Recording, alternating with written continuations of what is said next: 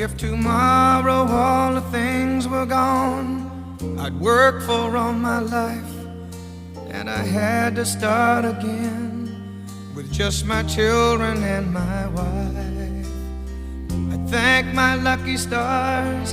to be living here today,